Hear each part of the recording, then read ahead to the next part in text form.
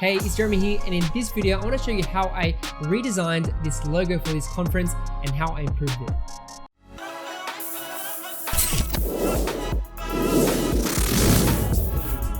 So as you know, I work on brand identity projects and logo designs. And for this, I had a friend who was running a conference. He asked me to speak at it. And I actually got the opportunity in 2020 to actually redesign the logo. Yes, it was a pro bono project. It was for free.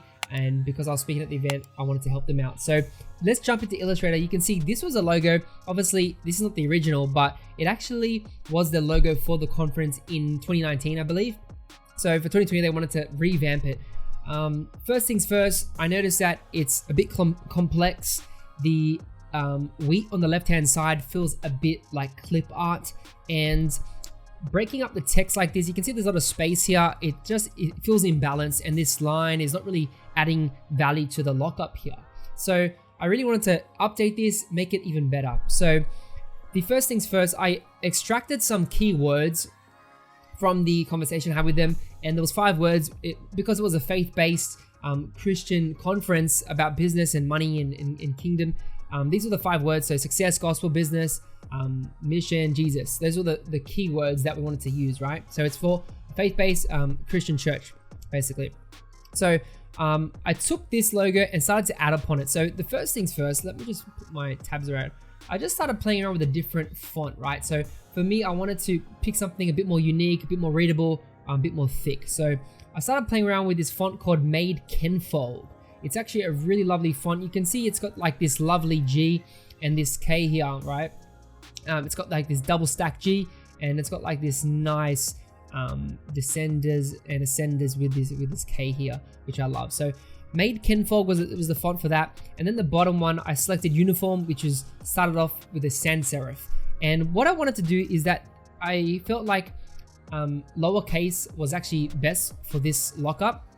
And then obviously, let me just get my bit of a red happening so I can highlight something to you. And you can see I wanted to work with this space. It came up into like a nice rectangle lockup. And so what I wanted to do is like fit this text right here. It fitted perfectly inside that lockup, right? So I started off with that. Then I started exploring how can I customize certain elements. Started playing around with the eye, right? So you can see I'm just showing you how I break down these shapes. So I thought of a crown because of kingdom, king. So I thought, okay, let's make a simple crown and then maybe add the cross in there to represent, Jesus, to make it, more spiritual. So I thought that was interesting. And as I went through, I started playing around with the colors there. So I wanted to have like a gradient, having that gold, bright color, joy, happiness. And I felt like that was really cool. So as you can see, I started playing around with that. And then what I wanted to do is I wanted to take this idea of the wheat, right? So we've got a wheat with like 3 things here. Okay. So my idea was, why not add the cross and use the wheat as a motif, which is a pattern, and create this sort of cross out of the wheat sheaths, because wheat has like little sheaths, little grains in them. And I thought, like, why not make a cross out of that? And then eventually I was like, okay, why not add like a secondary lockup where I can put like SYDY is for like Sydney, and then 2020 is just the number, and we can have these 3 sheaves, and 3 represents unity. Well, it has other meanings as well, but I thought that was really cool. So once I came up with that idea, I was like, okay, this is pretty solid. It's way better than what I had before. I had this image here. I don't know why I had that. Maybe I was gonna borrow the crown or the I think I took the colors from there. So let's continue going through. I basically, after I had that iteration, I started adding it. I'm like, okay, cool. I started playing around with like this cross and figuring out like, okay, what type of shapes can I make with it? You can see here, I added like a little candle flame or a flame, which can represent fire. It can represent the spirit.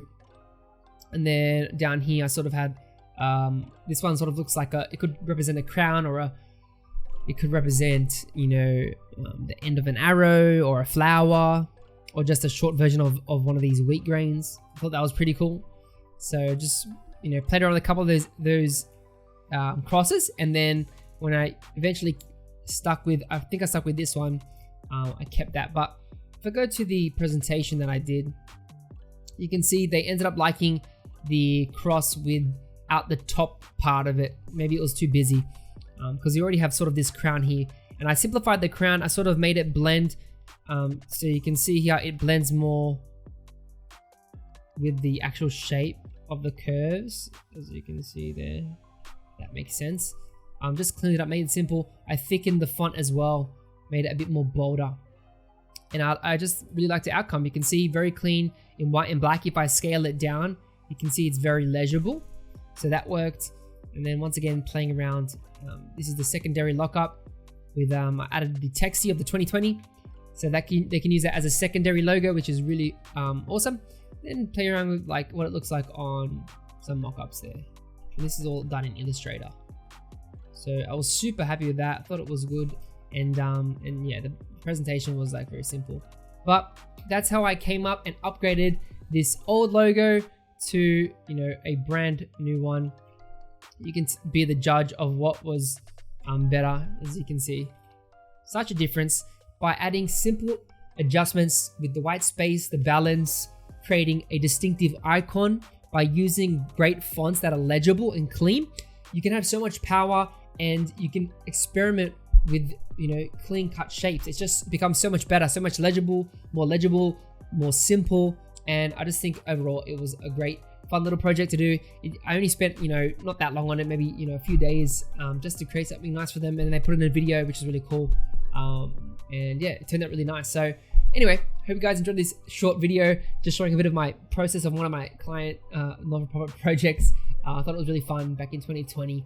But hope you guys enjoyed it. Let me know if you want to see more logo design process. Let me know if you want to see a tutorial on logo design, and I will definitely check it out and drop it on the channel. Really appreciate you. Thanks so much for watching.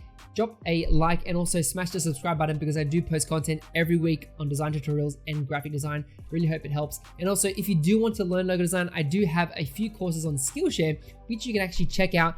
And if you want 14 days free, you can actually click the link below in my description to get a free premium for a couple weeks, and you can check out my courses for free. So I really appreciate it. Hope you guys enjoyed that, and happy designing.